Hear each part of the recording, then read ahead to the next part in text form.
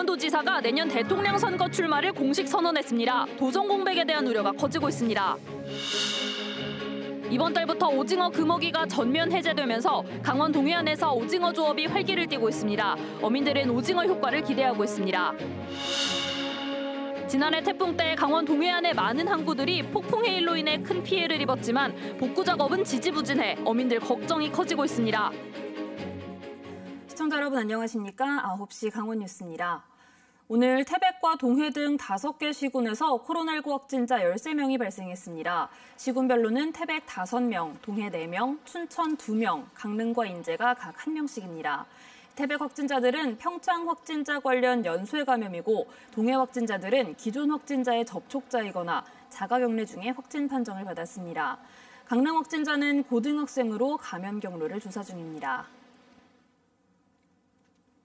최문순 강원도지사가 오늘 내년 대통령 선거 출마를 공식 선언했습니다. 이광재 국회의원에 이어 강원도 출신으로선 두 번째 출마 선언입니다. 도정 공백 우려도 나오고 있습니다. 엄기숙 기자입니다. 최문순 강원도지사가 내년 대통령 선거를 앞두고 더불어민주당 경선에 나서겠다고 공식 선언했습니다. 지역의 현안은 대선에서 묻히고 나는데 이번엔 자신이 앞장서서 직접 목소리를 내겠다는 겁니다. 지역 문제에 제가 깃발을 들겠습니다. 지역의 인구 소멸, 지역 대학들의 위기, 지역 청년들의 이탈 등의 문제를 정면으로. 특히 도지사직을 유지하면서 선거에 임하겠다는 뜻을 명확히 했습니다. 당내 경선 일정은 휴가를 내 소화하겠다며 도정을 소홀히 하는 일은 없을 것이라고 약속했습니다. 경선 기간 중에는 물론이고 임기가 끝나는 날까지 도정의 남은 과제들을 잘 해결하고 주어진 임무를 차질 없이. 하지만 우려는 여전합니다. 출마의 최종 결과와는 무관하게 당장 당내 경선 기간에 강원도정 공백이 불가피하다는 겁니다. 실제로 최 지사는 국회에서 대선 출마를 선언하기 위해 이틀 휴가를 내기로 했습니다. 남아있는 휴가도 20일이 넘습니다. 여기에 도청 정무직 공무원들 가운데 서울 본부장 등 최 지사의 참모들이 줄줄이 선거 캠프로 빠져나갑니다. 대권 출마를 하고 서울에 가서 사실 게 뻔하고 이런데 본인의 휴가를 쓴다고 하는 건 이 도정 공백에 대한 대책을 마련했어야 되는데. 최 지사의 출마에 대해 강원도의 정치력을 높일 기회라는 긍정론과 함께 지난 10년간의 실정에 대한 사과와 현안 해결이 먼저라는 부정적 여론도 불거지고 있습니다. KBS 뉴스 엄기숙입니다. 내년 지방선거를 앞두고 강원도지사 출마 후보군들이 점차 윤곽을 드러내고 있습니다. 여야에서 자천타천으로 거론되는 사람이 10명이 넘습니다. 박상윤 기자의 보도입니다. 현 최문순 지사가 3선 연임 제한에 걸리면서 빈자리를 놓고 각축을 벌이게 될 내년 강원도지사 선거. 현재 여당인 더불어민주당에서는 5명 안팎이 후보로 거론됩니다. 김정우 현 조달청장, 원창묵 현 원주시장, 육동한 전 강원연구원장, 정만호 전 청와대 국민소통수석, 홍남기 현 경제부총리까지 중앙과 지방 정치권 인사들이 고루 섞여 있습니다. 제1야당인 국민의힘은 후보군이 조금 더 많습니다. 김진태 전 국회의원, 권성동 국회의원, 이철규 국회의원, 박정화 전 제주도 정무부지사, 정창수 전 한국관광공사 사장, 한기호 국회의원, 홍윤식 전 행정자치부 장관, 황상무 전 KBS 기자까지입니다. 국회의원과 고위 공무원 출신이 다수입니다. 차기 강원도지사의 가장 큰 숙제는 코로나 이후의 시대를 개척해 나가야 한다는 점입니다. 또 그동안 켜켜이 쌓인 현안을 해결할 정책과 비전도 갖춰야 합니다. 알펜시아 문제라든가 지금 미시령 터널 문제도 역시 마찬가지고 지금 현재 진행 중인 레고랜드 문제도 이 차기 강원도정에 굉장히 부담이 될 가능성이 높기 때문에 이런 것들을 슬기롭게 좀. 일자리와 경제가 우선이라는 지적도 나옵니다. 경제 잘 살리고 서민들이 잘 살게 해주는 도지사가 좋지요, 우리는. 시와 도의 민생 경제가 보장되고 복지 정책이 갖춰진 그런 분이 되지만이 되지 않겠나 생각해요. 최문순 도정 11년 만에 찾아올 새로운 강원도정. 대선을 위한 중앙 정치권의 움직임이 빨라지면서 내년 지방선거를 향한 후보군의 발걸음도 속도를 낼 것으로 보입니다. KBS 뉴스 박상영입니다. 동해안 대표 어종인 오징어 금어기가 이번 달부터 모두 해제됐습니다. 연안 수온도 상승하면서 활발한 조업이 이뤄지고 있는데요. 코로나19 장기화로 잔뜩 침체된 지역 어촌 경제에 어떤 효과를 낼지 주목됩니다. 정면구 기자가 보도합니다. 이른 아침 항구로 돌아온 어선에 오징어가 가득 실려 있습니다. 밤을 꼬박 새우며 잡아올린 귀한 산오징어입니다. 코로나19 여파로 침체됐던 어판장에도 모처럼 활기가 넘칩니다. 첫째 많이 나서 소비가 좋아지면 좋겠지.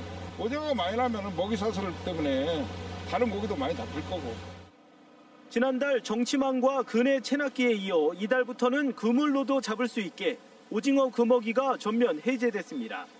연안 수온도 지난주 기준 13.7도에서 16.6도로 지난해보다 최대 1.1도 오르는 등 난류성 어종인 오징어 서식 환경이 조성됐습니다. 금어기 해제와 함께 오징어 어장도 일부 형성되면서 어획량은 더 늘어날 것으로 보입니다. 지난주 한 주 동안 강원 동해안에서 잡힌 오징어는 139톤으로 일주일 전 65톤의 갑절이 넘습니다. 오징어는 지역 가공산업은 물론 관광과도 연계된 만큼 어촌 경제 전반에 미치는 효과가 클 수밖에 없습니다. 이제 앞으로 더 많이 났으면 좋겠습니다. 오징어도 커지고 아직까지는 잔데 좀 더 커지고 더 활성화돼 가지고 많이 나가지고 이 코로나 시국에 좀 활성화가 됐으면 좋겠습니다. 코로나19 장기화 속에 극도의 소비 부진으로 침체된 어촌 경제가 일명 오징어 효과를 볼 수 있을지 주목됩니다. KBS 뉴스 정명구입니다. 지난해 태풍 때 강원 동해안의 많은 항구들이 폭풍의 일로 인해 큰 피해를 입었습니다. 이후 복구 사업이 시작됐지만 다가오는 우기철 전에 끝내기는 어렵다고 합니다. 조현주 기자가 보도합니다. 지난해 9월 태풍 때 삼척 임원항은 폭풍의 일로 인해 큰 피해를 입었습니다. 어선 수십 척이 침수되거나 부서지는 등 항구가 초토화됐습니다. 태풍 이후 9개월이 다 돼가지만 항구는 아직 정상을 되찾지 못했습니다. 수산물 판매 시설은 여전히 휴업 중입니다. 이렇게 시설 곳곳이 부서진 채 흉물스럽게 방치돼 있습니다. 피해 방지책으로 방파제 높이를 더 높이고 외부를 보강하는 계획을 확정했지만 아직 착공도 못했습니다. 보강이 시급한 일부 구간은 내년에야 착공이 가능하고 전체 구간에 대한 설계는 내년으로 예정돼 있어 준공까지는 수년이 걸릴 전망입니다. 설계파가 좀 많이 높아졌기 때문에 지금 그 양상을 고려한 설계를 저희가 내년도에 실시를 할 거거든요. 공사를 하면서 설계를 병행할 거예요. 복구 공사가 늦어지자 어민들의 걱정이 커지고 있습니다. 제일 걱정되는 게 파도가 또 넘어오면 또 제2의 피해를 또 볼까 봐. 그 태풍이 오고 이러면은 저희들 지방항 호산항이라고 있는데 그쪽으로 90% 이상이 다 피신 겁니다. 동해안의 다른 항구들도 사정은 마찬가지입니다. 태풍으로 부서진 항구 시설물이 여전히 방치돼 있습니다. 고성군 가진항의 경우 예산 확보가 늦어져 최근에야 복구 공사가 시작됐습니다. 방파제를 높이는 사업은 3년 뒤에야 준공될 전망입니다. 태풍 피해 이후 정부가 조속한 항구 복구를 약속했지만 현장에선 아직 시작도 못하고 있어 우기철 추가 피해 우려가 커지고 있습니다. KBS 뉴스 조윤주입니다.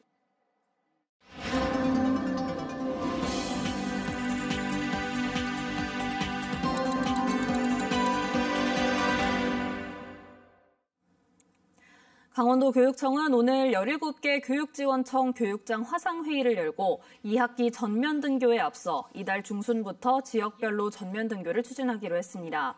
교육청이 전면 등교를 앞당기는 것은 강원도의 코로나19는 대부분 가족 감염으로 학교 내 감염은 거의 없는 상황이 반영됐습니다. 올여름 강원 동해안 93개 해수욕장이 다음 달 9일부터 개장하기 시작해 최장 51일 동안 운영됩니다. 시군별 개장일은 양양군이 다음 달 9일로 가장 이르고 속초시 다음 달 10일, 동해시 다음 달 14일, 삼척시 다음 달 15일, 강릉과 고성은 다음 달 16일입니다. 또 해수욕장 폐장은 강릉과 속초시가 8월 29일에 가장 늦게 합니다.